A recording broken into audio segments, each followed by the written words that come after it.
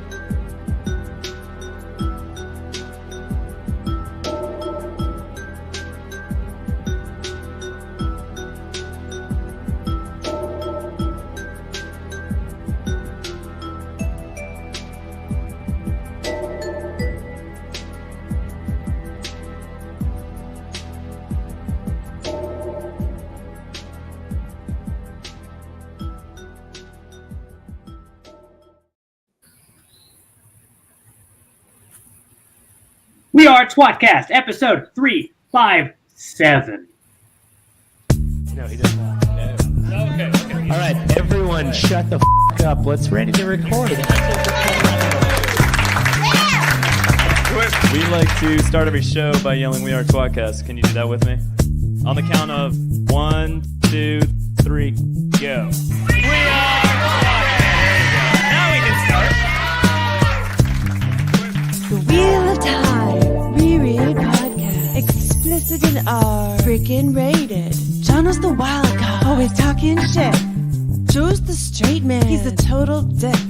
Tom is still obsessed with X-Men. Previously on X-Men. We are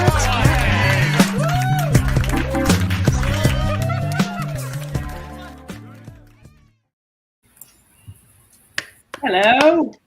Yeah, you're reviewing Yeah. or maybe watching, depending if like you're really like taking it in or just kind of not really paying attention, and hopefully listening to tWoTcast, the Wheel of Time reread Wheel of Time reread podcast. Now covering Wheel of Time awards, the tWoTties. The tWoTties. now covering. We're on the right card. We're hosting. Yeah, We're the hosts. Yeah. I'm Jono. With me is Joe. Hey, Jono. Hi. Hello? Study your math. Jono. Yeah. Did a Yeah, great it's in job. quotes. Yeah, You yeah. never know if it's really him or not. Well, you did air quotes, but it's in real quotes. So that's Is it? confusing. It's digital. Then the SPV doesn't have to be real. Oh, man. If you're paying attention for the first time in a few weeks, this is our first time since JordanCon when we, is that right? No, we had a JordanCon episode. First time doing the tWoTties, though, in a few weeks. That's true. It's the first time doing the tWoTties. Joe, Tom, Otherwise. what are tWoTties? Well, it's the Wheel of Time Awards.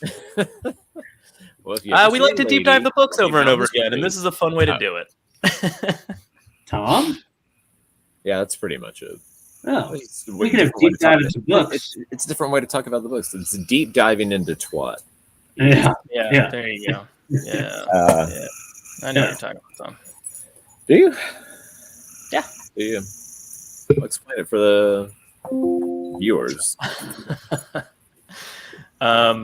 His pussy. Well, you open the pages wide, right? You have to have that wide hump. No, we're just going book by book and handing out awards that we arbitrarily decided to hand out for each book. Mine does not need to be wide, I'll be very honest. I mean, you want that even split down the middle, like that hump, and then the pages fold down. You know, Peyronie's disease. When I read, Yeah, but then it gets all wrinkled on the spine. just one side. The page. Have you guys messed around We all with any know of that. those AI image things or anything No. like that, like ChatGPT? Okay. What's AI? I stand for? A rapper? No, you're thinking of And I Parap. put in us to see what would happen. That was a You knew 30-year-old you wanna get see down what- with the Parappa the rapper joke. Do you want to see what AI generators think Jono looks like, Tom? Yeah. More than anything. Okay. I mean, I'm just going to fire them up real fast, so Yeah. take it in. Yeah. Look at that guy. What about this one? What? Oh, there's some swole-looking woodsman. That's me. There's another one. That's Look, closer. Jono, the internet knows you play soccer. Hey, yeah, this isn't too bad. Look at this one. You got my earrings pierced or my ears pierced? I mean, it's right. Everything's right. Yeah. You know, I did ask ChatGPT to tell me why my friend Jono smells so bad, and it told me that it can say mean things about my friends, and maybe I should try to be a nicer person. Oh, this is a lot. That's another Oh, that's coming for me soon, man. one. Let me find the Tom ones. These are good. I hope it's just a button. Oh, here's one of all three of us. There's two redheads for some reason. I'm not sure. why. Ah, Look how handsome you are there, John. yeah, very chiseled. Very John. handsome. Yeah, thanks. I've been working a lot. This one's of Tom. No. Look at this smoke. I think you've got like a pipe and a cigarette somehow. I don't know what it is. And there's also a bottle of whiskey by your elbow. So many sweaters. What's with my proclivity for turtlenecks? Tom, you're often in a very handsome sweater. I don't know. Why are my hands so small? It's like Uncle Jack from Sunny. But you're an attorney. Yeah, your hand's still small. There's another one. It really thinks you're really old. But knobbly, long fingers. Yeah. Where's it pulling And, the information from? That one's good. Yeah. Is that 2 cigarettes? I don't know what that is. and this one, of course. It's so Look, you're hard. wearing a coat on one sleeve. I guess I have to switch to turtlenecks. It appears to be a This- good look. This is what came up for me. It's pretty spot on, I think. Oh, not bad. It's not bad. Yeah. Is that a beer Not bad. martini? There's another one. I don't know why my beard got so long. So it's a good. It's a good joke. There's another one. Oh, All the weird versions of me. Anyway, Weird. that was fun.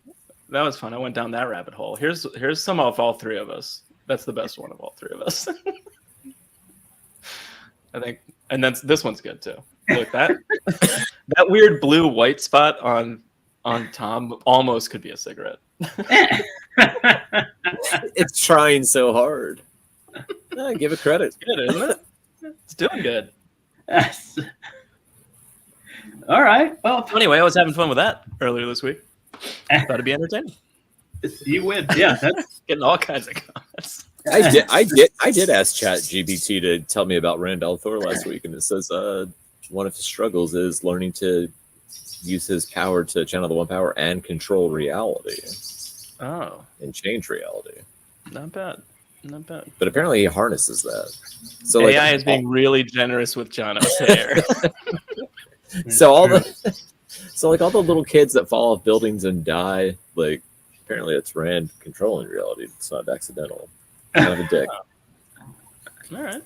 I assume you're talking about in the show or in the books, but not reality. Oh no, ChatGPT is changing things from the book. It's probably closer to the show than it is to the book. It's the whole. If you look real closely on the bottom of the last 3 books, it says Brandon Sanderson GPT. God. How many people at Sanderson Inc. are about to lose their jobs? I mean, Sanderson a lot. I mean, Sanderson might. He's already formulaic. You could just put You could just put all of his books into an AI bot, and they would just churn out a new Sanderson book in like no time at all. That is what he is. Like it's just Brandon Sanderson GPT. We should probably. He's going to hear. It's going to hear this, and the Brandon Sanderson bot, flesh bot, is going to like turn into ones and zeros and green like the Matrix. Just jump into the internet and kill us right now. You had me at Fleshbot. Man. This is our episode covering the tWoTties, the Wheel of Time Awards, of course. We probably are going to spoil. Which book, though, John? Which book? The Wheel of Time, Book 3, The Dragon Reborn. That is correct. The book closest to our hearts. Yeah, written by this shadowy character. Yeah. Also, if you consider it, how many times the wheel's gone around, this is the Dragon Reborn. Very much like our show. I mean, this has to be our favorite book, right? Yeah, it's got to be. This book is just like our show. Dragon Reborn cast. It's the Wheel of Time Award.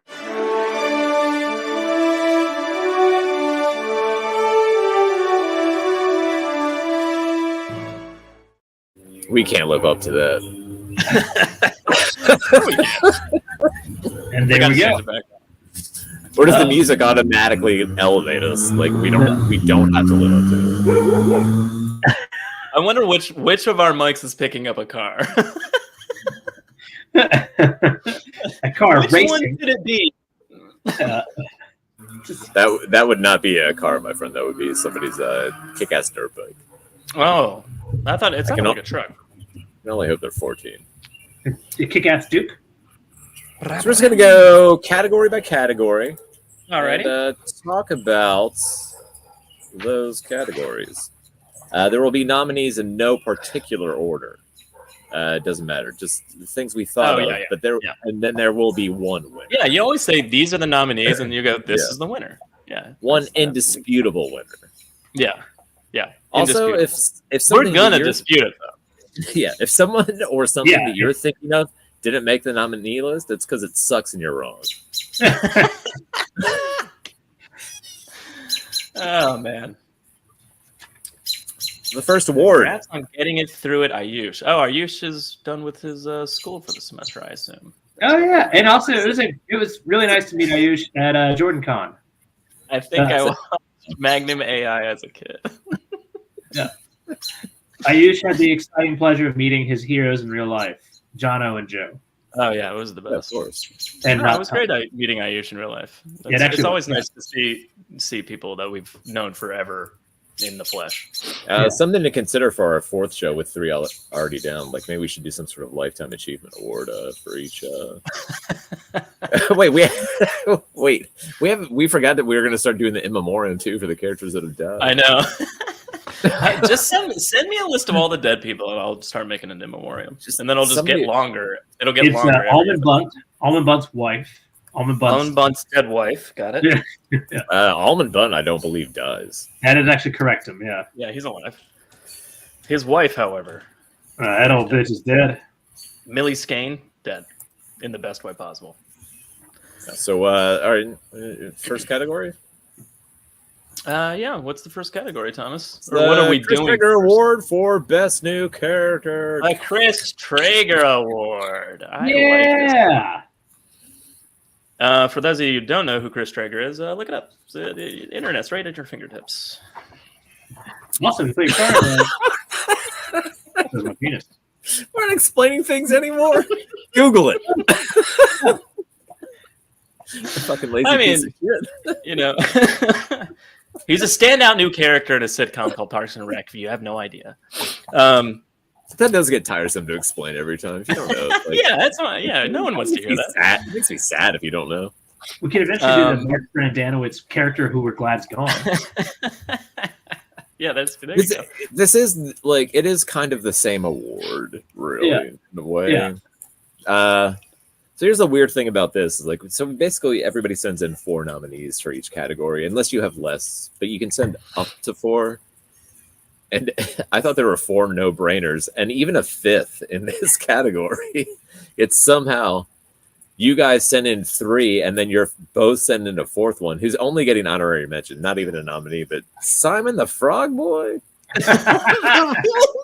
You don't love him? He's frog-faced boy? He's not even top 5, let alone top 4. Oh, come on. Or Simon the frog-faced boy? He's legendary. I talk about him all the time. Yeah. What I love about this is like you guys send in like it's like you're talking to the audience who like writes in their options. And no, it's just me and Jono. Listen, two dumb fucks in front of you. Me and Jono have the same dumb jokes in our head. It's not that weird that we both put Simon the Frog Face boy. When I'm reading your answers, I'm like, could they not think of anybody else, or do they just insist on Simon? No, I can think of plenty of others. Joe and I call each other Simon the Frog, right? Yeah. He's the breakout. He's like Barthane's Manor in human form. How do you not love him? Who do you picture when you think of him? Is it Simeon or it's Simeon, right? I wrote Simon because it's Simeon on the way. It's Simeon on the way. Drawings. Next, Simeon. Yeah. It's just literally a fucking. Why am I missing the character from Young Frankenstein?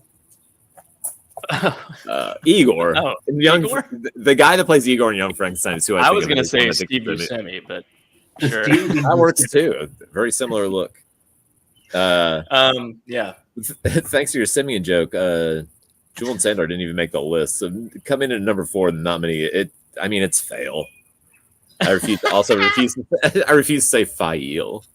I'll never do it. Yeah, it's other than just say I won't do it. Jono's very mad because he hates Fail, but she's awesome, Jono, and has a lot of good traits. Like 11 books, and yeah, and she does cool stuff. And I do like her better than Sandor because he just starts to suck toward the end. Hey man, he gets fucked over. Like that should be a new category. Just like character. I could give her to. I think he was relevant for a minute, and then they should have played him out. Like he should have just left. That's exactly right. He should have just got married style. He should have just walked off and then come back at the end. Right into the sunset with the pan arc and and then come back at the end somehow and then die probably. Just around. Agreed. Get that conical hat off of your head. That bamboo his hat's getting look ridiculous. It on. It's so fucking weird.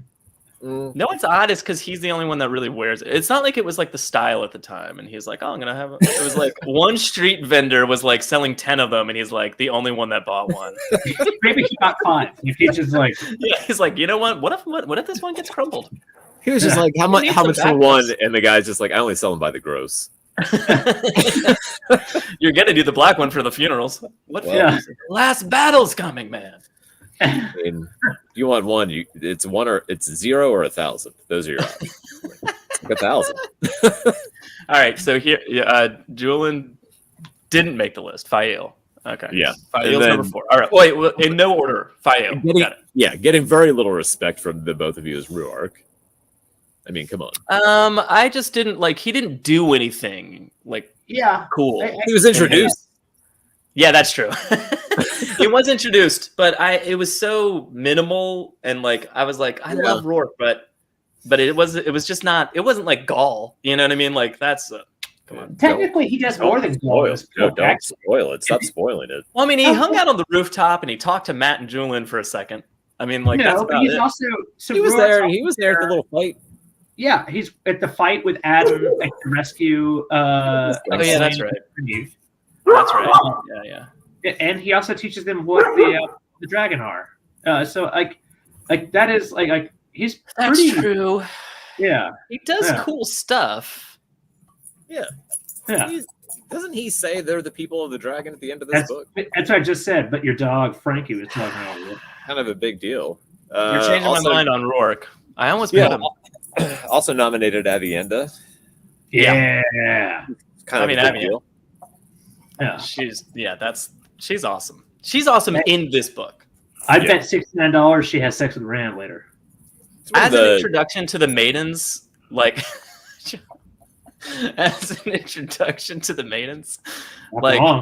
through her eyes, like that's an amazing, like she's terrifying. Like I was almost like I remember the first time reading it going like, is she gonna kill them? I'm not convinced she's friends with them yet. You know, like kind of thing. Like you definitely get like an instance of like this could go the other way real fast. I don't know why. It's a real cool thing about how afraid they are of Aes Sedai, but at the same time not afraid to die, regardless of who it is. And I gotta go with Hamar. All right. Okay. All right. Well, then what? I mean, he's not inconsiderate. He goes out like a bitch. We don't get to see Avienda as a maiden a lot, so it's enjoyable. And then the winner is drumroll, please. Just kidding. We don't even need to talk about it. The next category. It's all we already know. It's Gaul. Gaul's the winner. It's Gaul. It's a goddamn badass. Fucking ridiculous. Fucking Snake Eyes of the Wheel of Time. I don't even have anything to say about it. I don't. I mean, it's obvious. He's the best character, best new character of the book. I have a problem. Was not found in France. Yeah. Wasn't found in France, which is Gaul. That's it. Seems like a misnomer. Yeah. Right. Next category. We spent more time on the nominees than the winner, but I mean, the winner's just a slam goddamn dunk. M.R. Howley. That's it's not fake. I'll move back. I'll move back later. He doesn't like your house. Yeah. I mean, your bookshelf is behind you. It's just hidden by your massive, manly shoulders and your ripped body. All right, let's. Tom, what's the next category? Yeah, next there is Robert Jordan's childhood home. Look at that. All right. Bringing it back around. Mm-hmm. We're going to do the Hake Rape Award for Best Sexual Moment. And I just realized that calling the Rape Award for Best Sexual Moment is probably not the best. Probably phrase. drop that. That's probably why I didn't change the title of the card here. This best sexual moment. It took you 3 episodes to find that out. It's the Hake Rape. The Samuel Hake Award for Best Sexual Moment. Just the leave the other part out. For sexual, we all know. Because the first nominee, it's I wouldn't call it the best. It's just how very, very creepy Morghese and Robin are in front of Matt. Yeah. I don't love it. No, but it's very rapey. I mean, but it is very sexual. It's very sexually charged. Yeah, and also, I mean, Morghese at the time really wants it too, aching for his touch. Yeah, we know. Yeah. She's being compulsed. We don't have to deep dive into the brainwashing of the rape. Let's kind of move past that real quick. Let's talk about Matt and Lanfear. Matt's dick. No, but seriously, I do like that moment in the sense of like the intrigue of him being hidden within her like trusted people and advisors. Like that's interesting. Like so, and the fact that that's happening makes it a sexual moment. About that. I'm really disappointed that this is number 3, Tom. No, they're not ranked. They're just the nominees. He's just reading them out loud. I literally don't rank them in any way, shape, or form. When we match up, I just move them over on the spreadsheet. Like to me, this is like. Did you appreciate the my write up for it? A little bit, but I didn't read it that hard. So you know who did I wanted to wait for you to talk about it because I thought that'd be more. Don't give us your ideas. Just put names. Yeah, that's it. I don't want to know your ideas yet. So I want to be surprised in the podcast, Jono. I want it to be news. Matt Coffin is gaunt as he possibly can be. He's probably like a size 26 pant, making that picture of Tom from Ireland, which none of you guys know, relevant. He's a really good guess in the chat. And Lanfear walks in the door. Matt Cawthon naked. Come on, Frankie. And why are you talking about nominees before? I just want to talk about Matt Cawthon. Yeah. And Lanfear walks in, and Matt's just clearly giving her the eye, and she looks him Celine seeing Matt naked. Yeah. Lanfear just like, maybe when you filled out, because we all know how thick his dick must be, at least for him, compared to how thin he is at the time. Do you lose dick weight when you lose weight? No. So he's got to be looking pretty chubbed up comparatively.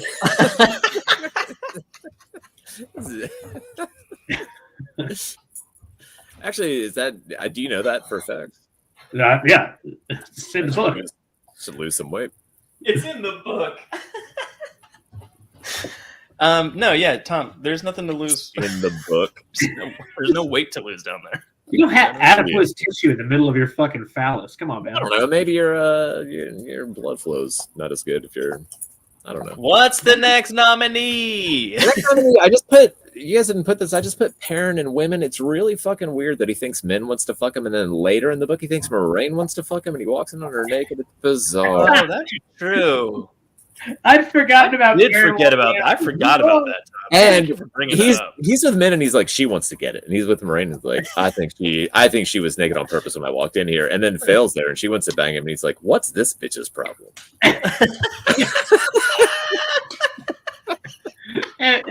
It's really funny now. You know, it's funny you say that. You know how like they do that dumb thing where like Matt thinks Rand's really good with girls, but Rand thinks Matt's really good with girls, and Perrin thinks Rand's really, or whatever the fuck. This is a weird triangle of then none of them think each other. Anyway, But I always believed Perrin. I mean, this is a proof. You know what I mean? I was just like, yeah, I get it, Perrin. You are bad. You are bad with the girls. Yeah.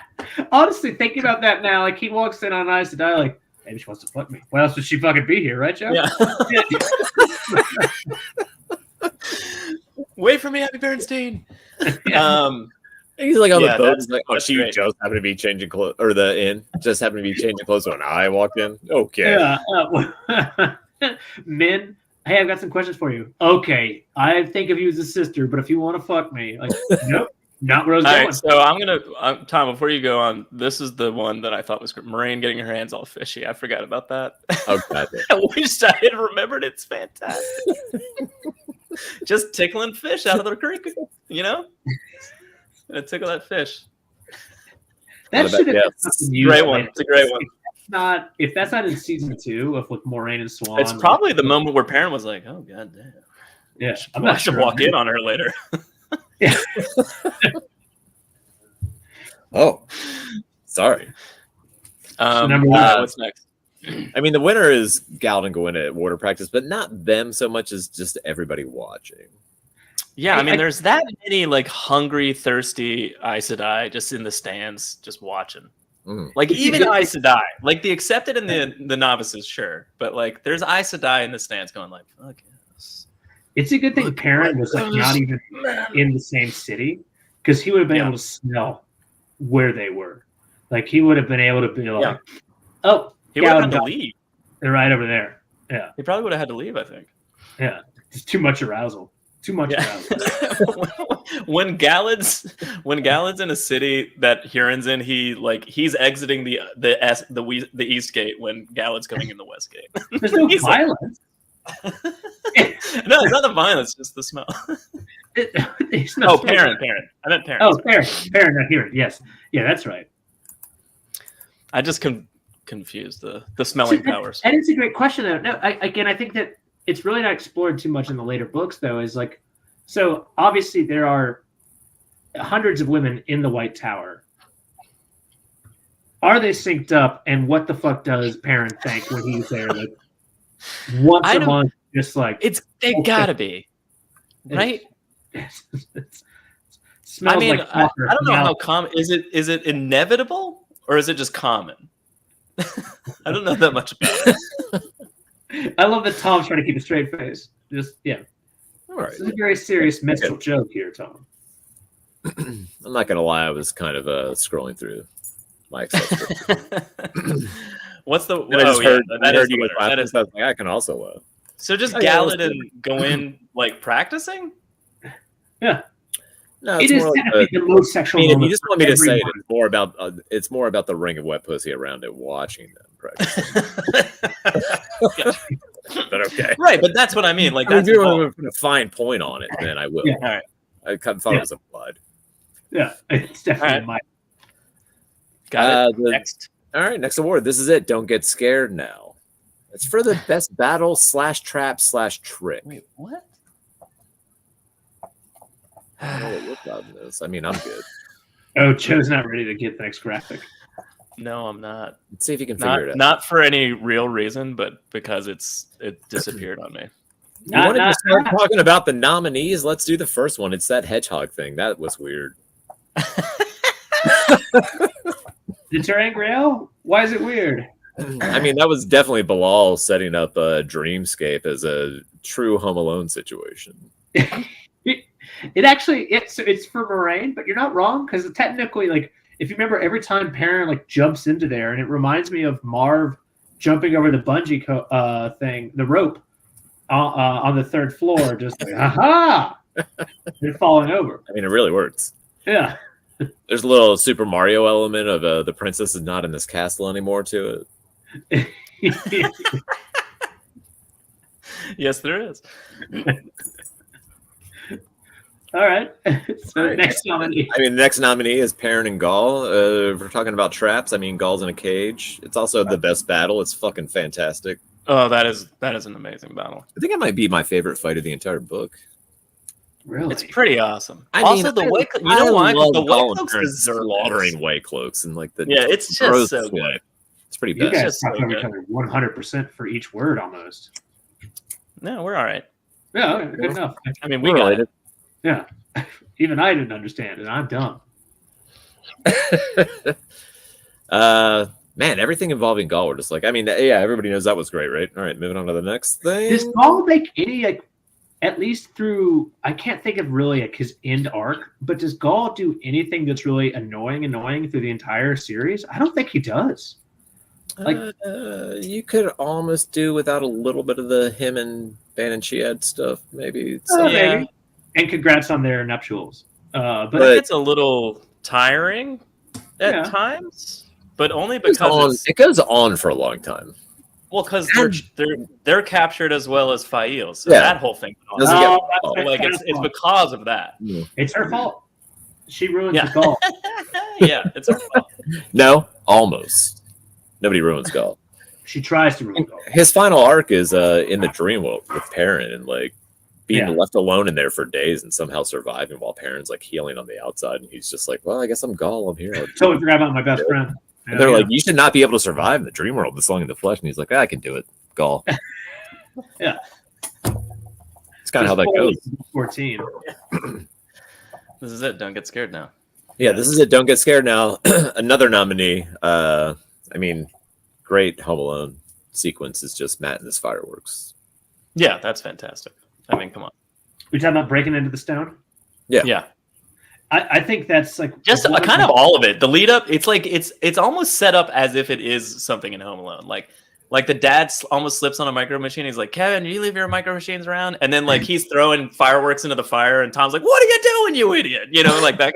Like it's the same kind of setup throughout the whole book. It's love fantastic. that you pulled it back to 6 minutes into Home Alone, and that's the fucking. By the way, Home Alone is one of the most concisely movies because of that. I'm upset because Matt used his new glue gun to get into the sun. My nice questions. And then not really. Well, I'm not gonna use old ones crusted with worms to make ornaments. Did he do a weird face like a? He's like, Yeah. Let's just watch Home Alone after this. all right. But yeah, so No, why we don't? my favorite thing about one of my favorite things about when he puts those in, it's so fucking just such a tense chapter, right? You know something's going on, right? Like Jordan does so incredible about making this just shit's about to go down. Like you feel the building tension, and like Matt's plan is to draw people away And so he just puts a whole bunch of fireworks in one of like the arrow slits. Not a nice thing to call a woman. And like sets it off. And like he's stunned, like, holy shit, it blew it up. Which, by the way, is important for later books that he just found out really had to blow holes. I think it's more that he's stunned at he wasn't expecting it to blow a hole. That's why he goes through the hole. But like he was expecting it to be like a distraction. Wow. And then it's like, oh, that was the way in. What a hole! What a hole! Damn it! So then his plan is like, oh, I guess I can just go in here. And then he walks in like with Julian Sandar, and like instantly he's like, "There's people everywhere," and he's like, "Oh right, I just that was my fault. I kind of called him to this one specific spot. it's so funny. Planning to not be here. Oh fuck! It's fantastic. Yeah, I love that. Winner of this category was just the stone all over. Yeah. It's like just that fight is so good. The IEL are everywhere. Like the girls are escaping. Like Julian and Matt fighting their way through the tower.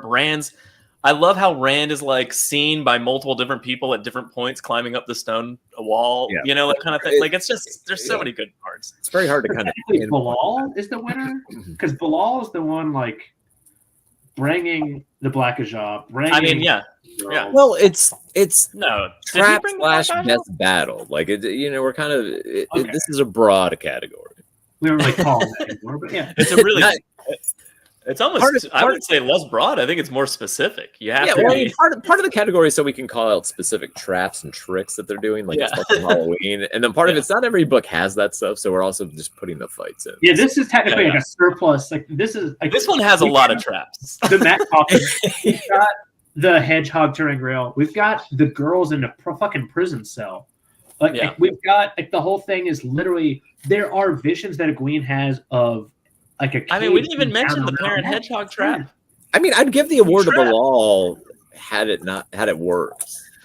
Because otherwise, like, it's the most elaborate Home Alone trap ever, and like they kill Kevin like immediately, and there's a super Kevin behind him, like waiting to fight the hero, like Mega Kevin. Do you remember what Bilal's name actually was?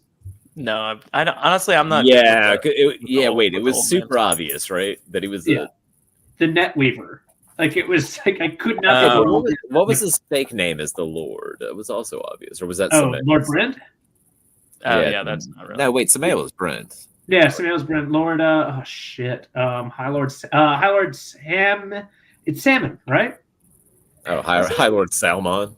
Yeah. So you would have thought it was. Yeah. I don't remember. Get it, Net Weaver. He picks a fish for his name. I get it. Swan would get it. Yes, it's just Swan the whole time. Yeah, Swan would get it. We're at a very quick break, real quick, while Jono vamps about the Dark One's 3-pronged plan.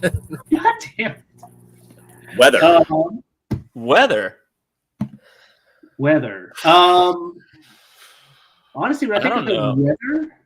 I don't know that there's much weather 3-pronged plan in this book. So, what about when Perrin goes to Ilion, right, with Loyal and all of them on the boat, and how hot and just desperate and sad it feels that like humanity... Is this the beginning of like the endless summer? Do we have another season after this? Oh, we don't actually know because we immediately go to the. I think it is. I think it kind of is. I think, but we don't really see that. So, Ilion's always hot, so it's not weird for it to just be that hot. But they knew they would be traveling through there. Let's make them travel through Ilion at the most inconvenient time of year. The humidity's high. But yeah, so I do. I'm kind of cold. Yeah, that's true. Oh shit. That's good. There's also a reference to while in Ilion, the fact that like they did get ice last year, and what's her name? Who owned? The weather's pretty normal. I mean, but like Dark One wise though, the weather's pretty normal, right? Like because like Rand and the whole camp of the Dragon Reborn is like stuck in the mountains until winter passes, and like it's all pretty like standard, right? It doesn't seem out of whack. Yeah. Okay. Maybe all right. Well, that was a short one. Well, let's switch to headaches. Tom will be really mad at you if you skip forward in your 3-pronged plan. Well, don't worry. It is the beginning, because after this, all leave to the waste. And the girls mentioned it a couple times when they're traveling to Terrebonne in the next couple. So that's what I thought, Ayush. I agree with you. Because like it's easy to forget that it's the beginning of the endless summer kind of thing, but like it's because of the fact that they're in the desert that it's easy to forget. Like because you're like, oh, they're in the desert, or whatever. But like they do travel back a few times, and they're like, but they get rain. Like there's rain in the mall. There's rain here, which is like there's like so it's not like it's just endless summer to begin with. Yeah, you're right. I feel like it's normal. I feel like it's normal weather until it's cold, and then after they break the winter with the bowl of winds, then it's hot, right? Wrong. No, the bowl of winds is there to break the hot. Why do I not remember this then? Well, you drink a lot. That's probably it. So let's go to headaches. Let's just get straight to the thing that's the best. Headaches. I'm gonna do 2 in 1. You don't think of headaches. Nice try. What's that? I'm back. No headaches. Oh, he said, "Nice try." He's back. Let's go. What's the next category, Tom? I forget that category. It's the Dumbledore Award for the best coach. The Dumbledore. It's the Dumbledore Award for best Gandalf. Yeah, that's perfect. I change that from the Dumbledore. Let me write that down. Dumbledore Award. That's good. Best Gandalf. Some of our nominees are Hamar. Do you pronounce it? I mean, I like him. He teaches them lessons. Yeah, he's a dude. Somebody's teaching something. Yeah. There's not a lot of mentoring in this book, I feel like. Not a ton. Like Moraine's kind of an asshole to them and just like, hurry up, kids. You don't necessarily need to be coaching or mentoring. You can also be just kind of like leading naive people. Varen, a nominee. Varen. Okay. Jono's choice. Explain yourself. Jono, why Varen? Seriously? Varen is like, well, she's maybe not as much of a mentor. She sets them up to learn more than anyone in this book. She pretty much gives them the hey, Wild Man Wyatt with a great point. Teach him shit. But it was a Hammer who was like, here, you can Hammer. I'll cover your bet. He definitely taught the lesson because it happened, and then he like literally said the lesson. I mean, those not paying attention. These cunts got beaten by a farmer. But it's like, but Varen like teaches what the World of Dreams is. Oh yeah. And then gives her just enough to not fuck herself over. Mm-hmm. And then lets her go. Okay. All right. I buy that. That's good teaching, without being like a hands-on tutor diddler. Ayush says Tom with Matt. I would argue not so much because Tom's like dying the whole time and Matt's just dragging him along. Yeah. So Ayush isn't wrong though. Afterwards, he's trying to teach like the game of houses, that kind of thing. That's true. But I mean, I guess, I don't know. I mean, Tom's always throwing wisdom. Yeah. I mean, let's be honest. We don't have a lot of great nominees anyway. Yeah, that's true. What? All right, Moraine. Yeah, so Moraine leads like Perrin, Land, and Fael. Yeah. She occupies a solid at least third of the book, leading them across the country. Is she a good? So again, less mentoring, but yeah, more leading idiots. Yeah. Problem with Simeon and the wedding. Yeah, that's true. You mean the frog face boy? Yeah, she does things. The breakout character of the book. Yeah. What about Simeon Buscemi? Yeah. Simeon Buscemi. What about Moraine at the beginning when like Rand and Moraine are butting heads, waiting in the mountains mist? I'm in a positive way. Like she's probably a good mentor. That now, like you don't have to just fucking run and do stuff. I mean, she's trying. Yeah, she's trying very hard to coach the team, and then Rand leaves, and she's like, "Why didn't the quarterback got on a bus, left the team?" But I mean, she's doing her best. Yeah, that's true. That's why she didn't win. I think it's at this point that she doesn't quite know how to handle Rand. She doesn't know how to like push and pull him properly yet. Yeah, and then your winner is Swan for grooming some underage girls into hunting murder. Yes, murder. That one I actually buy. Yeah, that's some good grooming. Setting young women off to fight murderers is great. Darn yeah. I mean, that takes the cake easily. It's a skill that's not really appreciated enough. Like how to groom women. Like they're the only ones she could trust. Fuck you guys. I've heard Bill Belichick constantly goes down to where they make the meals at the stadium and like pretends he's watching them make the food, and then like over his shoulder tells Tom Brady what to do in the Super Bowl. But wait, Soup Bowl. I don't know. What are you talking about, Tom? Is that sports? No, I'm upset. Don't do that. Don't do the sports things thing. Is it sports things then? I don't know That's what terrible. that is.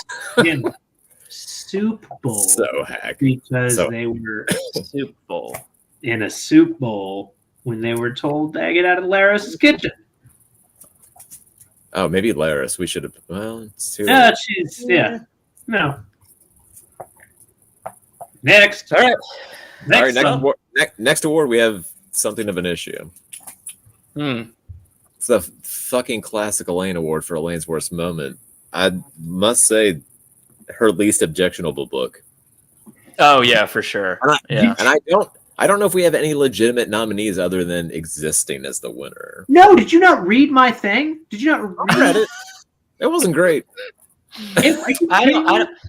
Honestly, the times I hate Elayne are so wildly specific and in the moment that unless I've just reread the book, it's really hard for me to. It also reaches I a try to fever shove pitch it with out of my every brain and happening. into the garbage the second. All right, Jono, give us your nominees.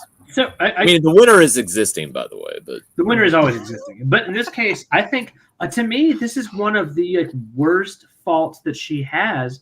Like worst examples. Like this is her first time that she really goes fucking nuts. And it's when they're on their way to Tarvalon, when they're almost there. They've been talking about how Matt's almost dead. Yeah. And Dane Bonehold and a few other white cloaks come over. And she's like, I'm the daughter heir. Baron is classy as to be. And Baron starts again. Elayne, shut up, you bitch. Baron's like, shut up, you bitch. Exactly. Elayne's just like, well, we come from the west. We come from there, and he's like she's first off says who the fuck she is, right? Like, as Joe just mentioned. Yeah. I'm not a rare Mandor. My mom will have you. And like actually, your mom's not really that happy. To which she doesn't take a clue. Also, that's really stupid. Yes. Yeah. Yes. You're right, Tom. Jono, I think that takes the cake for me. I don't understand how this is fucking obvious. that's good. That's a nominee. That's a great one. That's a great one. So she's not even fucking done though. She's the one who first tells him, like I'm from fucking Terravon or from Falm, where his dad just died, and then she's the one who attacks him, like to start the fucking channeling at him, which is also forbidden by only a few thousand years of history. Yeah, so but she's the daughter heir of Andor. What's gonna happen? Right now, I'm about to fucking slam There's my nothing wrong computer. with throwing out a few thousand years of tradition and like. How is that not number one? Anyways, number one, it's always existing. Oh, It's always existing. But how is that not that's a fucking? That is number one. To her credit, though, when Nynaeve and Egwene are acting like petulant little children, she's constantly trying to diffuse and help the situation. Yeah. So she is very much less annoying in this book, specifically. It's the only book where Egwene and Nynaeve are dislikable, in my opinion, and she's actually making it not as bad. Because it's not just like it's one of them being ridiculous; they're both being ridiculous, and then great spell, just though. the worst. Going forward, I'm gonna say there's no nominees and just watch you guys melt down and just just one after the other. What about this moment? Are you kidding me, you goddamn bitch? How did I do? Did I melt down pretty well? Think of the smell. It's actually really good. Yeah, she's the worst. Just for being around. Period. Everybody knows. Tom's right, but also Jono, great point, and that is quintessentially what I despise about Elayne. Yeah, that's it. Book one. I like Elayne in book two, and like most of book three, I like her. But this fucking. But that beginning scene is ridiculous. Yeah, it's a turning point. That's just like 3 is your turning point. I mean, I'll accept it, but I said May. It's gonna next be category. We definitely need something more for this than just calling it best villain. Yeah, I don't know. I don't mean, know what that would be. What do you, something to think about. What do you call it? Ask for suggestions from the chat, but don't show me any. Tom, we came up with one. Did I forget what it was? Yeah. Let's see it. Well, you'll like it. You're gonna like it. I do kind of remember now. What? Do you? Do you have a thing? Do you? We're on the category. Okay. That's fantastic. The most Magneto. The most Magneto. It's the best villain. It's the best villain category. Oh my god. Most Magneto. So we got kind of a nominee tie here. I guess we're gonna have 5. Dark Hounds. Black Gotcha. Oh. Oh yeah. We're gonna have 4 instead of 3 nominees. Oh, 4 nominees and then the winner? Yeah, because not in the book at all, and it's only in hindsight, but Jono suggested Slayer. That's good. Yeah. He's doing a lot behind I mean, the he scenes. is there, technically. Yeah. you just don't know until way later what's going on. But yeah, that's a great, Jono, that was a great nominee. The Slayer, And then also the not in the Bolt book. almost hitting the queen, and dead gray man, you know. Not in the book, and I think the scariest villain of the entire book to me was Samael. Like when they're in Ilion and Moraine's like, we gotta get the fuck out of here. Like that's the scariest thing to me in the entire book. Well, and like I'm never scared of and the Dark Hounds chasing after them after that. Like that's hold on, don't mention the Dark Hounds. Well, I mean, it's part of that. It's part of that. Dark Hounds are a nominee, everybody. No, Dark Hounds is a nominee. No. Give it up for the Dark Hounds. I mean, they are really good villains in this book. They're terrifying. They were fucking terrifying. The Dark Hounds are only scary like 3 times in the books. Like at first, they're the Dark Hounds. They're only scary 3 times in the book because they're OP. You can't even bring them up.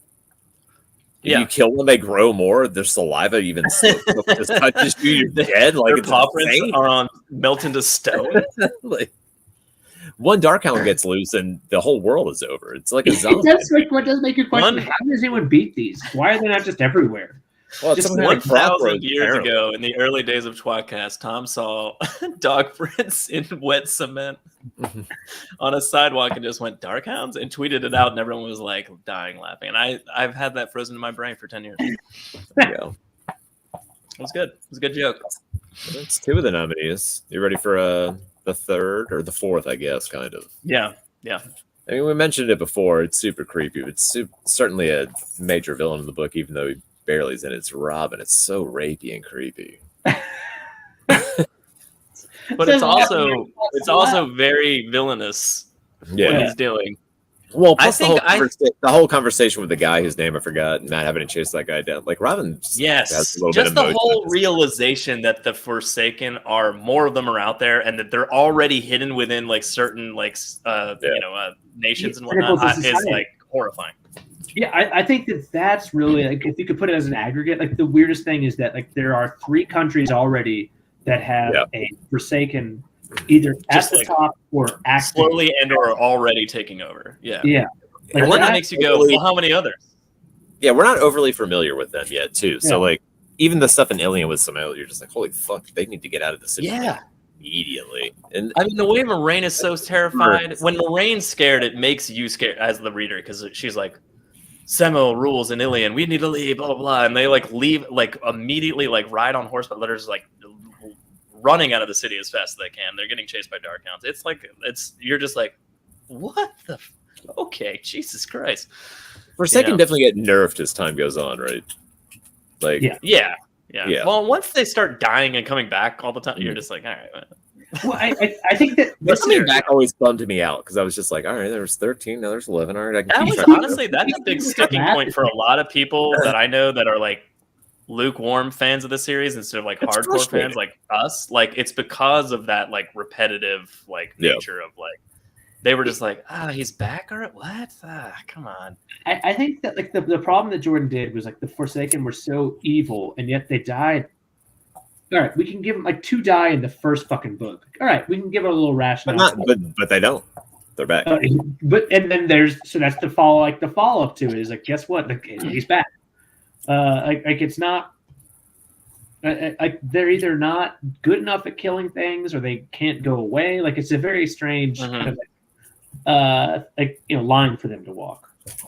Ayush brings up a good point here. we didn't know that Gabriel was Robin in this book. I can't recall, or did we already know? And I would argue it's not about us knowing as a reader if he's Gabriel or not, or Robin or not. It's that we know, so we know when we read the scene, it's like we know what's going on. So that makes him a good villain. We certainly knew something was happening, and that wasn't a normal guy. I mean, let's I think it's. And you can probably make an assumption. You don't have to know which one it is that is Robin, but that there is something kind of like weird about the fact that. Well, we also know a lot about what Lanfear is doing in this book retroactively. Wait, I feel certain we knew that was a Forsaken. Did we not? When you read the book, because he tells her what to do. He clearly gives her what the fuck's it called? When he tells someone what to do. When Matt's overhearing the conversation, is that what you're talking about? He goes before them as well. I know she tries to say something, and he just says, like, watch them interact, and like, but you don't know it's Robin. You don't know it's Robin necessarily, but you definitely know it's something. Or Raven. Robin, Raven, whatever. That's so Raven. So, Johnny, you can hit headaches if you want, and then we can do a taffy halftime break. Oh, was that? So, what was the winner? Was it? Oh yeah, I forgot we didn't do the winner. I mean, we all know that. Right? I mean, you know why? Because we did 4 nominees. Well, also we did way more time on Robin than I was expecting. It's Leandrin and the other Black Eyed. Absolutely. Like, obviously, she was obnoxious as fuck in the second book, and maybe that's when she's a little more like villain as opposed to being part of a villainous circle. But fuck, like what they do, how they do it, like they kill people. I still feel like she's in charge of them, though. Yes, she is. You know. Well, yeah, I know, but I mean, you don't get the impression that it's like an equal footing. Like like Leandrin walks in and goes, "This is what we're doing," and they're like, "Oh shit, okay." It's the start of a shitty joke. Leandrin walks into a circle. This is a real award ceremony, and everybody was in the audience. How embarrassed is Bilal right now? Oh, he's not even on the list. He's like, "This is my only book." The dogs got nominated. I lost out getting nominated to the dogs. He doesn't even like all the Forsaken or all like Agenor, Beltham, who came before him, like get a second act. This guy gets motherfucking balefire by you know what? Also, I even before Bilal, I would put the Gray Man. Oh. There's a lot of gray mans in this book, and I like that too. They're fun and terrifying. Yeah, Bilal's in an escape room that takes 10 people to finish, and 2 people do it in 5 minutes, and he's like, "Man, I failed so miserably." He's just get fired so fast. Matt Weaver, my ass. What a piece of shit. Yeah. Okay. He's definitely a Leandrin though. Like everything they do is creepy as fuck in this. With like the fake clothing and articles of like possessions that even though they technically didn't do it, they weren't even responsible for that. Yeah, I know. That's what I'm saying. They technically didn't do it, but like everything about it, like go to tier. Like this seems like a trap. So you've just got this foreboding like element all across as soon as you get to tier, you don't feel comfortable, right? The whole idea. They're also terrifying because they're anonymous, and you don't really know, like who else is involved, and it's really like the whole idea that Siuan can only trust them, and anyone could be a Black Aja. Like it's like it's Leandrin and her little crew, and you have like a list of names, but like that's kind of it, and they're like starting on this like rabbit hole of let's try to figure out this giant mystery, and we can't trust anyone, and it's just like that whole premise is just I put that at Leandrin's feet, but you're right, it's not really her plan, so to speak, but it's just the whole like idea of what's going on with them. She was the head person of that, really. But I like it's just in general, Leandrin as the like embodiment of all the Black Aja and like what that means is like really kind of more how I feel about it, I guess. Also, she truly hates those girls. So it's like, like you're scared. Like when they're like trapped by her later at the end of the book, I was worried for their lives. I'm like, fuck, she's going to kill them. Like kind of thing. Like, I thought we're still at a point in the series where I guess I believe people could die. Yeah. And that's kind of what I'm saying. Yeah. Like when they get captured, I was like, oh my God. Yeah, I think that's one of the reasons I love the early books that much too. I just remember like my feeling. I was just like, anybody could die. And then like you get deep enough into it, and like, oh no, main character's ever gonna die. You not even the last battle. Yeah, it'll be the last battle. Then someone will die. And we'll lose some side characters. Yeah. This would be the headache portion, and then we'd taffy break. Oh, okay. No. So I got 3, but 2 of them are the same thing. All right, so give us the 1 and then give us the 2. First off, Tom Maryland technically comes down with just a giant cold. Right? Yeah. You think it was the dark one trying to take him out? Oh, absolutely. Hi, Dan. Oh! It takes Tom Maryland right out, one of the most important characters and one of the most capable, takes him right out. So the Dark One's plan worked. He had some weather going on. He had some rain going on that eventually got him sick. Oh. Weather leading to headaches. Oh, wait. Weather and headaches? Like, weave together? Yeah. Woven together, Tom. This is unusual. This is amazing. Yeah. But I think probably the most gnarly one is what happens in the Aes Sedai test, or not the accepted testing, right? If you remember, so first off, in the testing, while Egwene's having, I think it's her first vision, Rand all of a sudden just because they're married in that first vision, goes down and she's like, oh, I know what's happening. Every time he gets a headache, they're very related to when random things catch on fire because it's related to his channeling. Which obviously is from So the taint causes headaches. That's right. Mm. Okay. So, all right, Rand twice in her accepted testing has headaches. I'm gonna taint the male half of the source. So before they go crazy and destroy the world, they do get headaches. Which she does. Although technically all channelers get it. But whatever. And then secondly, though, if you remember, because she had the Terangriel, which was given to her by Varen, who is a dark friend. Spoiler, obviously. We already said spoilers, so fuck it. What happens? There is that weird synergy, there's all this, and so everyone gets a headache afterwards.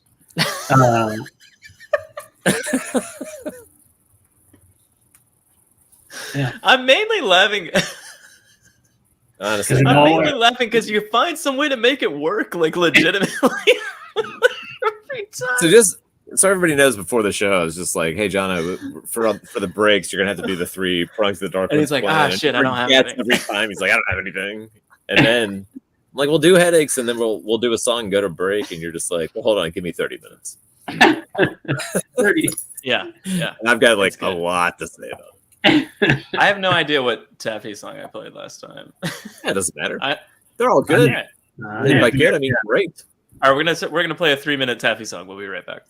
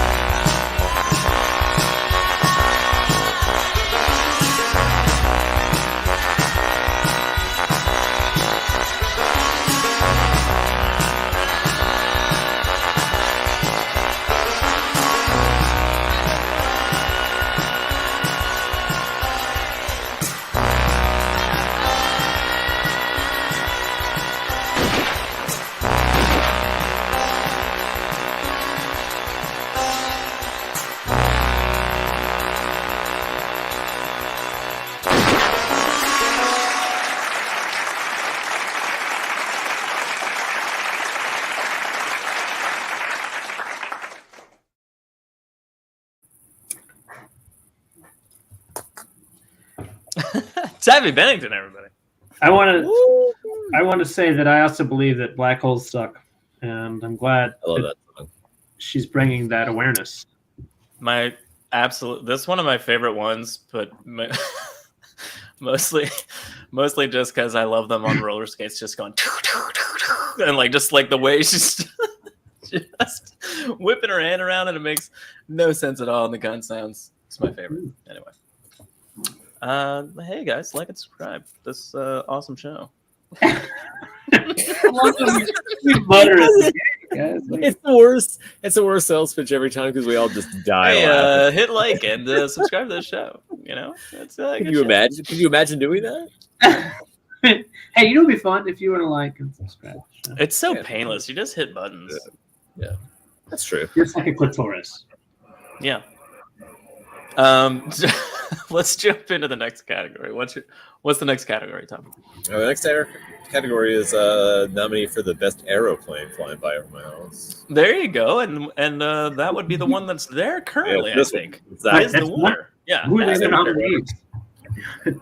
There were no other nominees.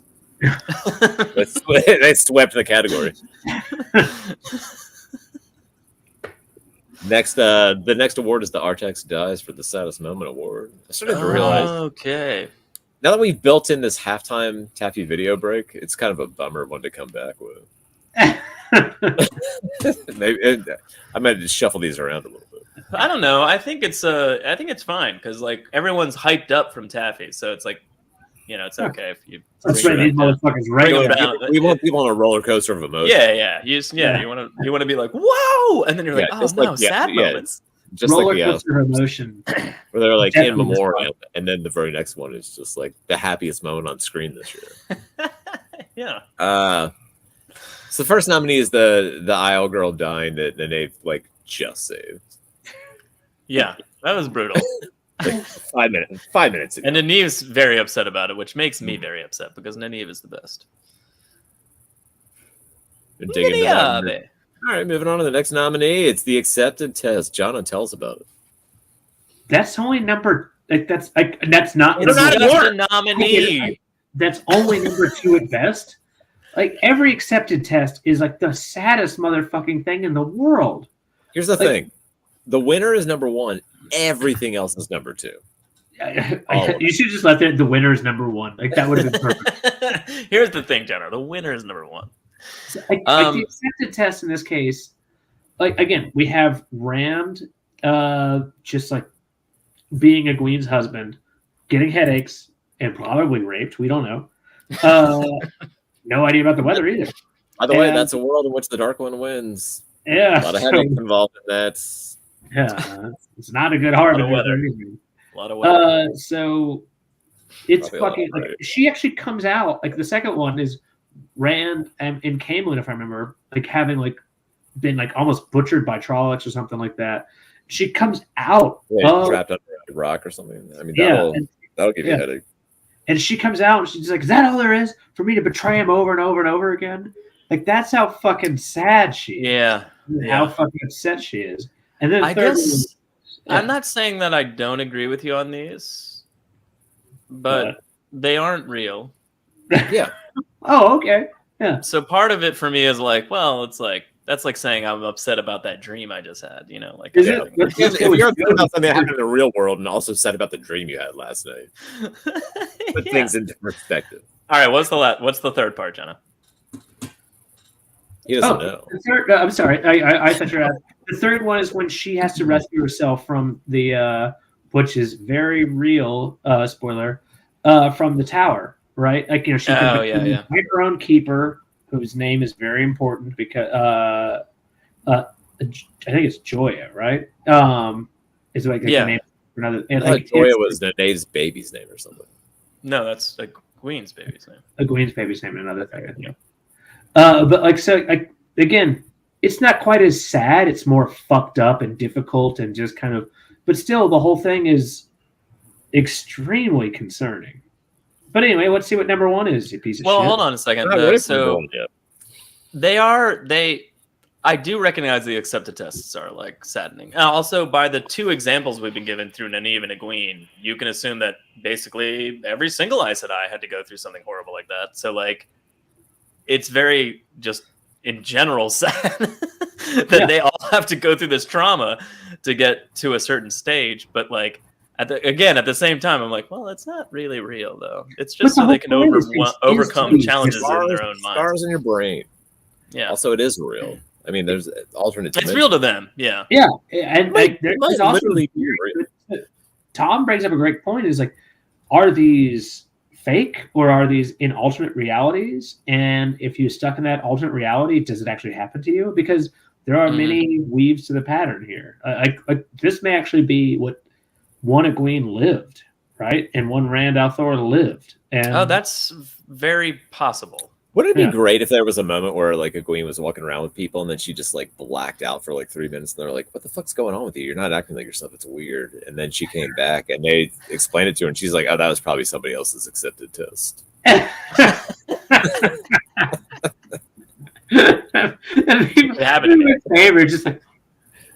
Just like just body jumping.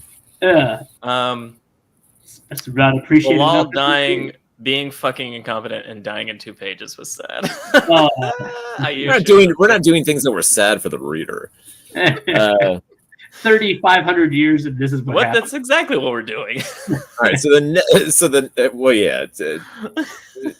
well, yeah, we are, but we're not. Right. But we are. All right, so the next nominee is Fail getting captured by the hedgehog. It's pretty heartbreaking, especially for Perrin. You're reading it through his eyes. It's depressing. It's really close to Artax dying. It is. Like watching it from a distance. He's watching Fael sink into the mud, and then he's like, "Shit, I gotta jump in there." Yeah. And then like I like it because him diving in there, I genuinely was concerned that he'd be able to achieve it and get her out, you know, and not necessarily him get out, but like him get her out. Like, she was new. A doubt in my mind. Yeah. And again, we were at a point where like, oh, maybe people could die in these boats. So exactly. I'll take that she was new. It could have, gone anyway at some point. I think that was one of the most emotionally charged like moments in the book. Well, especially with Moraine just being like, well, good luck, I guess. Yeah, adds to that fate of the world. This girl, sorry, kind of thing. Gotta go. we have bigger fish to tickle. Yeah, Is Siwan proud of her larger fish to tickle? But there is that's actually a valid point, right? And like one of the things that I think is interesting is like when Loyal, like it adds a huge amount of like not necessarily sadness, but like sentimentality. When Loyal like yells, right? Like thank you, Noman Garden. But that Loyal is just kind of she was so free and like stands in front of the door to like protect him and like he's implacable like a mountain all of a sudden. Like Perrin gets where that fucking phrase comes from. That's the first Loyal we've seen take that stance, right? Like close. Yeah. A little bit in book 2 when he makes the weapon.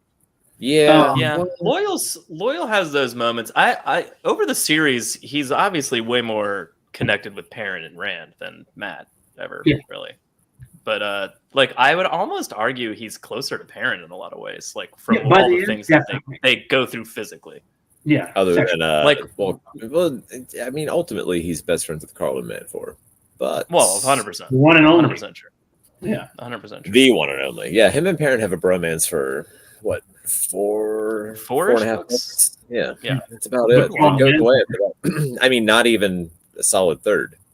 Yeah, let's get real. Perrin finally calling her Fael was pretty emotionally cathartic after all that too. I agree with that. It was a very emotionally charged.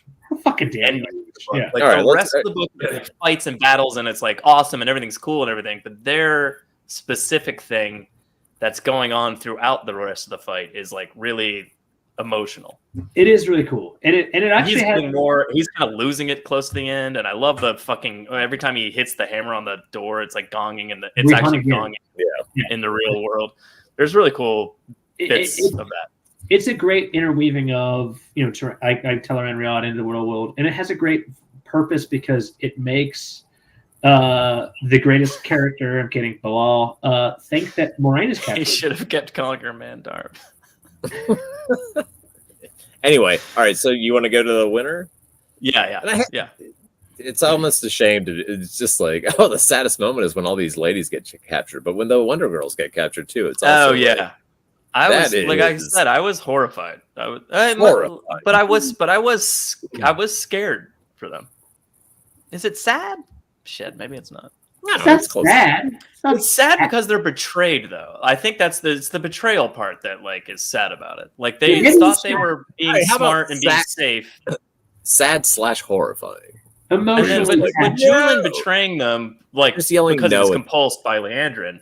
But like Julian betraying them was like a sad moment for me. Like that's why he didn't make the nominees for best new character. What a shit. Yeah, because he's a fucking betrayer. Yeah, it's definitely it is really and maybe sad is not the right word, but it is like saddening, right? Like I'm not sad, like, and I'm not like, oh, they're gonna die. That kind of I mean, yeah, it's so again, it's when our text dies, like it's right? emotionally charged. It definitely is, and I think that's probably a better call right here because it really fucking is. It's Dan likes to say this every time. Another reminder that horse Artax was truly scared shitless and truly thought it was going to drown in that mud. Because they didn't have as many rules for handling live animals back then in movies. You know, they're just like, let's terrify this horse. We'll get a really good performance out of it. Dan trying to shame us into changing the name of this.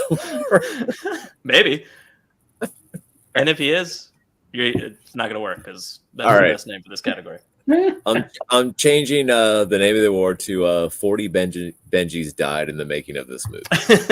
40 Benjis. The saddest moment.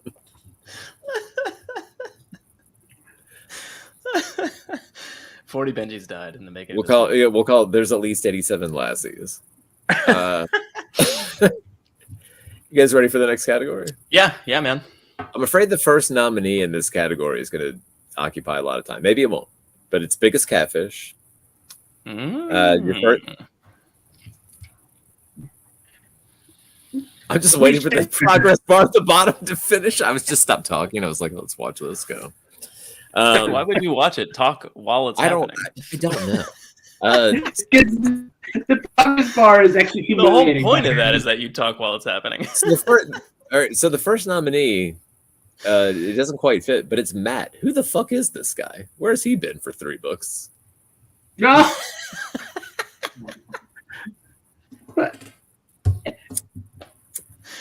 He is a big catfish because he's a very different person when he wakes up in that tower. Yeah. This is the Matt we all know and love. The Matt from the first 2 books is not the same guy. He's an inverse catfish. Like it's he's the first 2 was not him. Now, the catfish of Matt was the first 2 books. and you might not want to deep dive on it too much because he does come up in the next category. I'll be honest. This book to me, like, this is the first Coffin book, and I fucking love it. Like, this is he's so fucking amazing. It's great. It's what made me fall in love with the character. Yeah. But if you hand people these books and they read the first 2, they're like, I don't like this dickhead, and then they read book 3 and they're like, hey, it's my favorite what's character. Weird? I read them at such a young age that I did like him in the first couple books, but only because he's like the snarky sidekick character. You know what I mean? Like I didn't like truly like go, oh, he's the best, until this book. Like this book was when I was like, oh my god, I love this guy. Yeah, I can just understand people not liking him until now. But at the same time, I liked him because I was a snarky piece of shit 10-year-old, 11-year-old. Yeah. I've really matured a lot since then. Maybe that's not what you do. Yeah. You don't want to don't pull that thread. Next biggest catfish is Fael /Zareen /Mandar, just because of that. Well, just because of the name changes, I think it's more. I mean, like, yeah, she's on my list, but mainly more because of like who she really, really is. Like aside from being a hunter for the horn, like it's really like it's a. Yeah. She hasn't revealed who she is at all in this book. I wouldn't put her in this. I don't think she's a catfish yet. I think the name changing is kind She's of lying about who she is to Perrin for Nobody an entire book. knows who she is for like another book and a half. What are you talking about? Perrin's The lying definition? about who he is. Perrin's lying about who he is and what they're doing the whole time. No, I mean, no. It's all She's- the point is we She's can put anybody hiding on the her list. identity. They're like criminals on the run, so to speak, and being careful with what information they reveal to people. She's specifically hiding who she is I guess. All right, on next, purpose. Next song. Oh, the next catfish is it's Robin again. Yeah. He's making a lot of appearances. You know, for a guy that's in like 2 pages, he's making a lot of appearances. Yeah.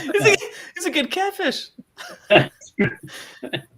He's the best of all catfishes because he can mind warp your brain and like, Yeah, I'm not. He a was catfish. messaging Morgaze on the internet. Handsome, totally not evil. Yeah, we should meet up in real life. Lord from very far off in Endor. You've never heard of it. It's basically Canada. To the left. You want to do the next? The next nominee, I'm just going to leave this to Jono entirely. It's Robert Jordan. What? I forget what I wrote. Jono, you this was forgot supposed what you wrote. This was supposed to be the last book. Oh, yeah. Now I found it. Yeah. It wraps up Like, nicely. it It's wasn't like, the last book.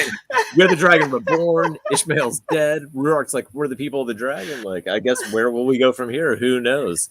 And then you just write like a little thing at the end, like, and then they lived happily ever after and did dragon stuff. And instead, Robert It Jordan's did like, dragon stuff. what about 10 more? No, what about 11? my comment wasn't the last book. My comment was like, there's apparently been like it's acknowledged the fact that like he ramped up how insane Rand was supposed to be because he thought this was going to be like 5 or 6 books or something like that, and then realized that like that's going to be a lot more than I thought. I had to tone down Rand's insanity. The point So is, if you Robert ask Tom Jordan- Doherty who the biggest catfish Yeah. is for this Yeah, book, he's Tom like, Doherty Robert would. Tor Books would be like, well, it's obviously Robert Jordan. Book 3. It's supposed I to hope be that the that's end of like the on series. your It's supposed to be a trilogy. Hey, Hey, by the way, Lauren recently asked me if I was going to start reading these books, but I don't want to read all of them right away. What is a good stopping point to like put it aside for like a brief period of time? And she's only really started to read The Great Hunt. Like that's how far she got, you know? And I was like, well, there's a couple answers there. First of all, I would say 6. 6 is a really good like middle ground, and it's an awesome ending, and you could kind of stop there for a 7. while. Just say 7. She'll never All want right. to. Well, I said 6 or 9 was my Fourth- because Fourth or 9's a sixth. really good like take a fucking break, come back, and you read book 10, you'll be less frustrated. I feel like reading But I book mean- 10 after you take a break. I can't imagine reading 4 or 5 or 6 and just being like not wanting to read the next one. Yeah, You get force her into the middle of the lull that people. that's kind of what. perceive. Oh, fair enough. Oh, so like 7. Oh, yeah. All right. Yeah. Well, so another thing. If you're not waiting for a publication, Yeah. so I don't know. Well, she's also going to read it rather slowly. So, I mean, like, it's not really about. At any rate, I said, well, you know what's weird? I mean, honestly, 3 is a good stopping point. If you just want to read like a mini trilogy, like within the series, like 3 is a good stopping point too. So, if you wanted to just like read 2 and 3 and kind of be like, okay, I'll take a break here. And then I was like, you can kind of go in 3-book intervals and sort of be like okay until the end. You just got to read through, Kind of. Hey, keep talking about this for like 30 seconds. All right, Jono. There's nothing easier though than like being like, for like Shannon read the first 8, took me off, started to read book 9, and I don't know if you know this, she can ask me a lot of questions that I can help with, and I Lauren may have the same thing. She could ask you because you don't want to like forget everything, right? And Yeah. Like, just wherever the fuck, really, just finish any of the books, especially 3, 7, and 9. I think makes sense at the points. And so, and then just take a year off and just ask one of us dumbasses. Noman Garnet said, well, if you don't want to read them all, just stop at Memory of Light and don't read Newspring. Just ask. Why don't you just ask IU? That's great advice. Just read all of them except Newspring. Tom had the best point. Get that one. Do you guys want to know the winner of the Catfish Award? Sure. Yes. Yes. It's that one headless lady. Yes. Is it the headfish like the headless lady, or is it Rand? Like that was my only question. No, she's lying about who she is. She's the catfish. She just gets murdered because he doesn't fall for it. We don't know that. It's a super obvious winner. Yeah. We don't. No, I know love that scene. Jono, you're breaking up a lot, buddy. Is he breaking up for you? Or is it just me? Yeah, it's definitely. I thought it was me because I went inside, but no. Ready for the next category? Not yet. Now you're not breaking up anymore because we can't hear you at all. Yeah, I can't hear your words. I want to leave and come back in. All right, so this is why I love that moment. Tom, unbeknownst to our viewers and our listeners, Tom also draws. And a million years ago, before I ever started reading these books, he drew himself a bookmark for his books, and he drew Rand al'Thor, and he had the fire sword because he didn't have the sword post the Battle of Falm. And that is like frozen in that image of like him swirling a fire sword that you drew up for a bookmark for yourself is like frozen in my mind. And then I'm like, whenever I read that point in the books, all I can see is that drawing you did of Rand with the fire sword, just like lopping her head off. And I'm like, I love that scene, though. I really do love that scene, though. It's one of the best. When you read it back, and it's like Rand doesn't kill ladies, and then it turns out that like books and books later just haunts him forever. Yeah, and that's another reason why that scene resonates so much for me, because I know mentally he's like sticking her in the back of his head to like remember later because he's broken some moral code, that Dismember. Yeah, dismember. That's what I meant to say. But anyway, yeah, I love that scene. It's phenomenal, and also, yeah, she's a great catfish. We're getting so serious. I know we got so serious about the winner of biggest catfish. It shouldn't. I mean, it's a fun category sometimes. Sometimes there's really not a lot to go on. Honestly, it's my favorite category. If you don't think she's a dark friend, although she does have obviously a gray man with her, whether or not she knows it, I don't know. Rand becomes the biggest catfish because Rand invites her to his fire and then pushes her. You're never going to win this argument. No, I see your point though, because he's like, "Come sit down." He's like, "Oh, just chop your head off." Just a man with a campfire. No, but she's Dragon Reborn, and I'm gonna kill you. She's the catfish. All right, next category, MVP of the book. Did we come up with a different title for this? Or are we just calling it that?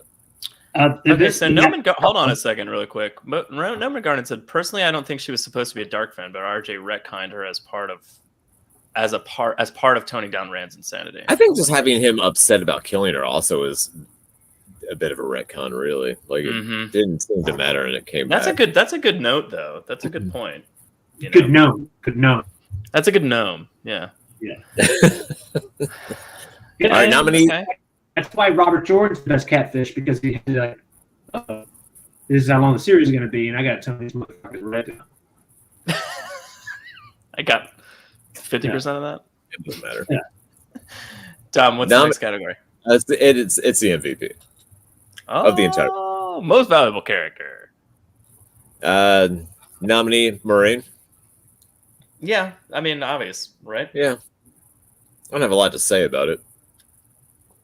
I mean, she's integral in this fucking book. She does something important, I guess. She does sort of a Balefire Bilal. Yeah, she kills her first Forsaken. Yeah, and I mean, first and only. Even though Rand wanted to get away from her chasing him down the entire book was important. Like her being with him in the Stone of Tear was important, whether Rand wanted it to be or not. Oddly enough, second nominee is it's Rand. I mean, I know he does some shit, but it's fun. I mean, like the thing that always like not bothered me, but like it's shocking going back and reading this book and realizing how little he was in it, because I don't think I noticed in the first time. Oh God, I did. It's the first of his books that like he moves around characters so much that Rand is not the main character of the book. He's literally the front fucking page. He's the first pages and the last 50 pages. Not really, but he has 1 or 2 viewpoint chapters. Like it's nothing. It's really interesting, and but I think it's actually really a good example of moving, like realizing how big this epic fantasy is going to be, and so kind of, fucking off. And well, it's also about like showing how cool Rand is by other people, like seeing what he left behind in his wake, and like so he's in the book in a different sort of way. He's just not like POV chapters. They have to leave you wanting more. Yeah. Another nominee for MVP is Perrin. I mean, he's the main character of the book practically. I mean, yeah, he's awesome. Again, the end scene with him and Fael is fantastic. Like that is an easy piece of the end battle to almost forget about. Like when you're like thinking about how this book climaxes, like all you think about is the battle in the stone. Jono, how about this? Like forget that he's in the inn, like lying on the ground, passed out with Fael almost dying. Like that's awesome. Jono, take your thumbs down and turn it sideways real quick for me, and then tell me which way you want to turn it. If I tell you that if it wasn't for Perrin, Simeon wouldn't even be in this book. That's a thumbs up. The Frog Face Boy is my favorite character. One of our best new characters. I could live without Frog Face Boy. I have Barnes. MVP of the book is Matt. I almost made him a best new character. Never seen this guy before. Fucking love him. It's fantastic. Crunches all the way through, start to finish. He really does. Every fucking scene he's in this book is so fucking good. You know what? If Matt Cawthon should have won Best New Character, like this is actually like this is Matt Bloody Cawthon. Like, it's this guy. He's speaking the old tongue. He's thinking about battles. He is like, yep, thank you. He shows fucking Gaunt's erection to Lanfear. He beats the fuck out of the 2 wettest men around. Like everything he does, he discovers inadvertently gunpowder. Like not discovers, but he discovers cannons. He discovers explosives. Like this, like there's so many seeds in this book specifically for what Matt becomes later on too. It's not even just about like him being awesome in this book, which he is. It's also just about like the whole escaping Tar Valon is amazing. Awesome. The fight across the rooftops and the Grey Men and like the assassins and like jumping on the boat at the last second and Tom's hobbling behind him trying to keep up and barely makes it. Like every single fucking thing about Matt in this book. They go all the way to Andor, to Camelin, discover a secret plan, race down to Tyr. Like they're all over the map. And it's amazing every single time he's on the screen. Matt is just crushing this book. Don't forget, he's now all of a sudden learned how his luck works, right? So he's just all of a sudden a little, yeah. And he's eating like by the fucking like pound. Oh, that's another thing. The funny parts with him eating and then at the end, I forgot about this. Him throwing chickens off the side of the boat because he's not hungry anymore, but he just keeps buying the captain's food just to piss him off. Just dumping food in the fucking river. Yeah. Everything about Matt Cawthon is fucking so good. Matt just Look, it's a good book without Matt, but it's a great book. Matt makes it a great book. Yeah. This is it should just be called like the Dragon Reborn. Like no. It's important, but Dragon Reborn and his buddy. This is Dragon Reborn. Yeah, the Dragon Reborn and Robin. Yeah. I don't know. He's stick person. All right. You ready for your last dark one? 3-pronged plan. Oh yeah. I feel like it's rape. It's rape. I feel like we've I feel like we've covered it. Nope. No. Couple characters. One we haven't talked about much. Aiden, the dude from the guy that captures like Elayne, and Nynaeve, who is of course friends with the greatest rapist of all time. They actually kind of friends with, but they kind of went the same circles. What friends with? Like they were they talked about the fact that what's his name was God, why can't I think of the greatest rapist? Tom help me. Hanlon? David Hanlon? Yeah, thank you. Yeah. Oh, you mean Doyle and Millar? Yeah, or either one. That they actually knew each other. I like when Matt passed a Neve's sunken ship. That was also good. That's a good Matt moment. I didn't understand how it was coming. Good Matt moment. Little Easter egg for everybody. If you're watching the TV show, it's like, wait a minute, that wasn't a Nave's boat. Yeah. But anyway, so like whatever his name is, clearly, besides being a slaver, a raven. All he's got is just one bed, and the girls are so nervous about being there. I think it's underappreciated how creepy that guy really is. I mean, a subtle one is that, like, didn't they get fork rooted when they got captured? No, it wasn't fork. They just got cut off. Oh, they didn't get roofied. From broken skulls, and yeah, that's correct. Yeah, they got hit over the head with a thing, and then the guy was dumb enough to actually use the wrong. Like, he gave him Advil as opposed to NyQuil. And that's a really good point. That Ruark and Avienda showed up and basically murdered a bunch of human trafficker dark friends. Like, really pretty dark scene. I haven't thought about. Well, it's very dark. Well, let's go ahead and move into the On Your Left award for the biggest moment, because the first one is when the Isle saved the girls. On your left. It's incredible when they're circling the fade. It was Roofy Root. The sleep well root. That's it. When they're banging, it was a joke. They're banging their bucklers, right? Like circle the fucking circle in circles. Yeah, when the girls, so when the maidens save the girls, it's fucking awesome. Very badass moment. Watching the Aiel just like basically kick a door in and just be like, "Oh, was there 17 armed men in here? Not a big deal. There's only 3 of us," and then just murder. We've never seen anybody. It's almost as cool as Perrin and Gaul versus the way they did. Folks. Like, seen like Ingtar like run after one, like but it's like, and then it's off like screaming. Yeah. But never really seen people just stand up to it and like, oh, we're gonna kill you. And it's also obviously watered down by the fact that Ingtar, we find out later on, is our friend. Yeah. So presumably, like walked around the corner, just shook hands, like, "Hey, man, cool, good work." And whereas here, like, you do see people who are literally mocking the idea of the eyeless, the fear of the eyeless.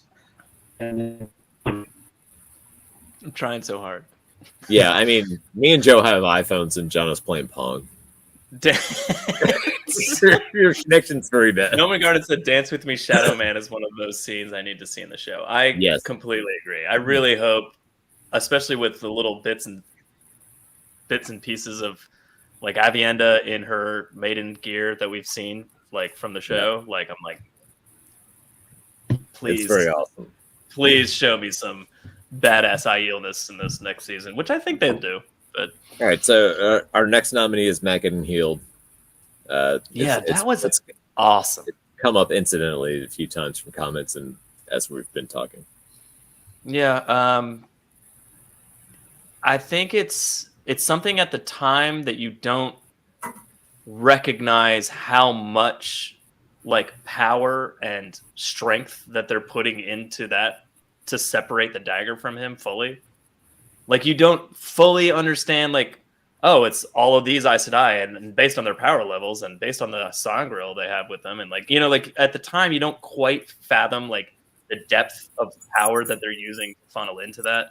But as you read the books and you reread that moment, you're like, holy shit, they needed that much just to get that dagger away from him. And then just the scene in general is amazing. But like the recognition of like how much they needed.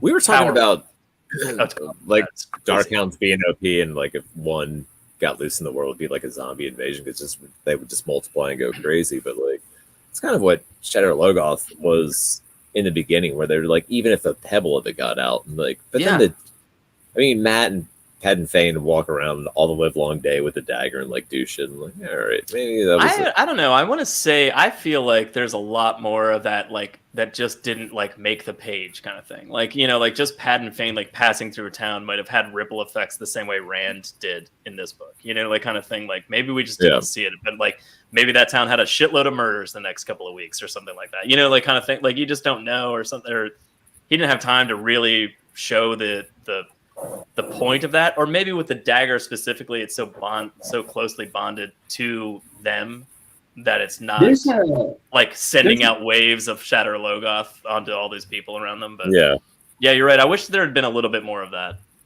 There's a theory that one of the reasons why Elayne is so unhinged as Amirlan, that because she had like met with because Ordieth spent so much time with her. Yeah, I think so for sure. I don't think it's a theory, right? That's. We don't know. It doesn't help if you suck anyway in the beginning, and then you hang out with that guy for a couple hours. Like you're just gonna suck worse. Or better. No, we're losing you again. So, Joe, do you remember the bit from Friends where they're trying to make sure that Ross doesn't get too pissed off, and Ross is acting like, I don't get angry about a lot of things, and Rachel's like, oh, really? Jurassic Park? Could happen. No. I don't remember that show very well, though. I just keep thinking about it just because John is so, like, just trying to, like, kind of nod along and be there, but not talk too much because, his connection is bad, and I just want to keep saying things that will, like, drive me insane. That's a good point, though, because I honestly don't like Home Alone all that much, just in general. Like, no, it's really poorly written, poorly acted. Like, none of it makes any sense. All right, so the other nominee for the On Your Left Picks moment is... well, obviously, it's Matt beating Galad and Gwyn. Yeah, I mean, come on. That was fan-fucking-tastic. Taking those rich douchebags down a few pegs was the best. I was surprised you guys put it on the list because I just found it to be okay moment. Not one I really remembered that well.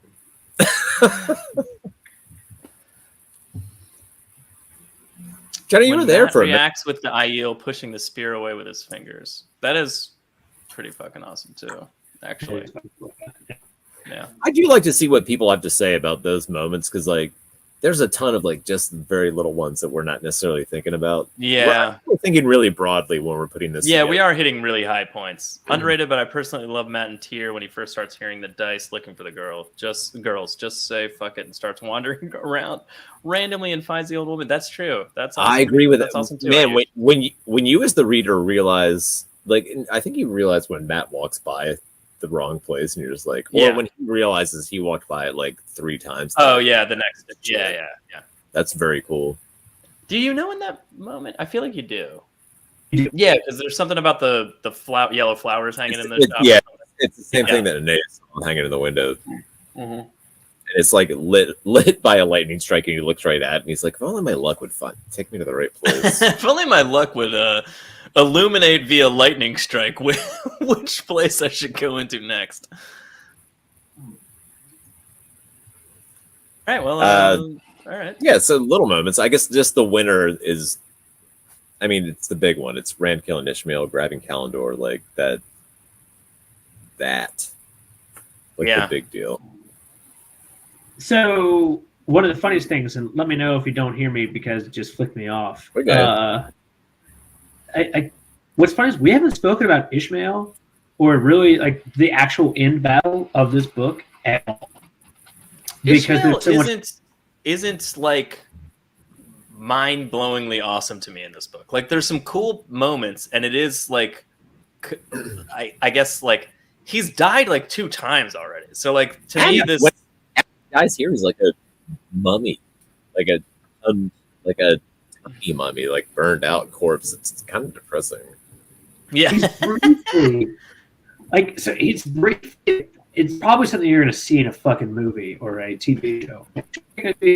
Where like he's destroying Rand. Like, he's just like killing Rand as Rand is dying across to grab Kalendor. And all good women, his hand kind of really just grasps the hilt. And then all of a sudden, just gets charged up big and turns around, and Ishmael runs around the way.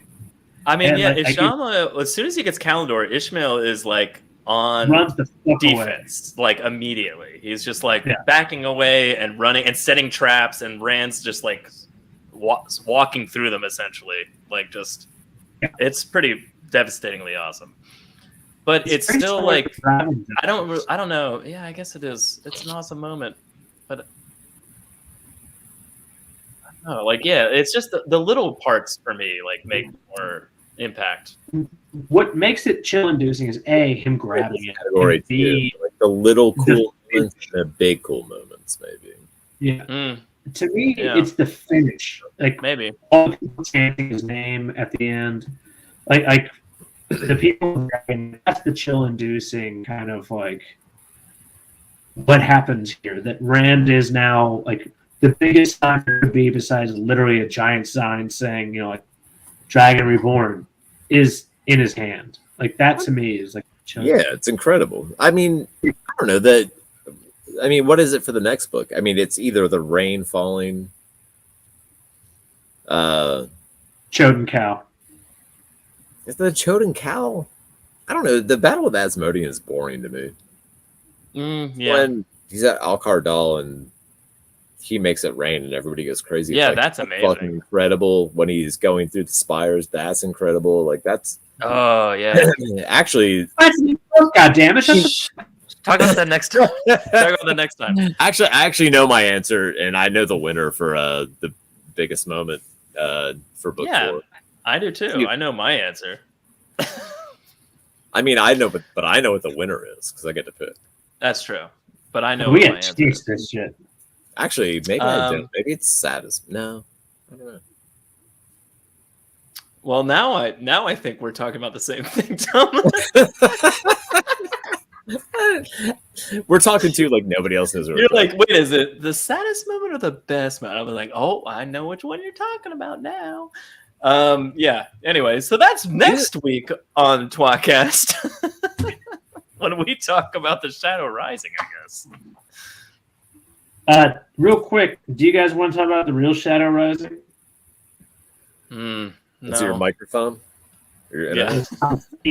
Slowly. It's your shitty internet connection. Jono, I'm going to read this outro because you're cutting in and out. We're going to wrap this up. So that's tWoTcast for this week. If you have any comments or questions, leave them below, and we are much better at responding to them. So, go ahead and do that. You can listen to the audio version of the show wherever you get your podcasts. That's actually true and pretty up to date as of JordanCon, which was just a few weeks ago. tWoTcast theme songs brought to you by the one and only Taffy Bennington and Andrew Bard of Time. Links to their stuff is below, of course. You can find all the wonderful songs she makes and he makes on their respective YouTube channels. Join us next episode for more Wheel of Time, covering the Shadow Rising as awards. The tWoTties. Really excited about it. The Wheel of Time Awards. You know my favorite. Sorry, Tom. Well, you were saying it's my favorite. Oh yeah, it is. I love it. I'm Joe. Say goodnight, Jono. Good night, Jono. And Tom. Study your math. Keep the change, you filthy animals.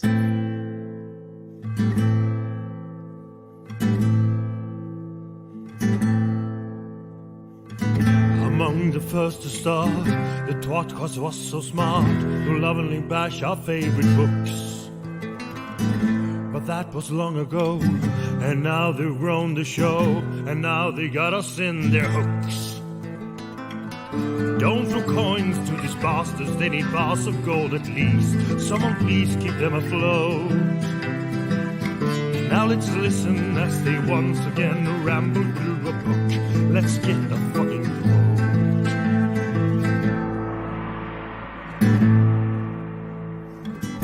One of them is Tom, but he is barely on. Sometimes he calls into the show. Another one is Jono. Is he their joker? Oh no. And Joe, is he the stupid one? Welcome to the tWoTcast. We will share our love for books and all our hate in every episode. We'll entertain you, make you laugh so hard you barely can stand up. That is the tWoTcast goal.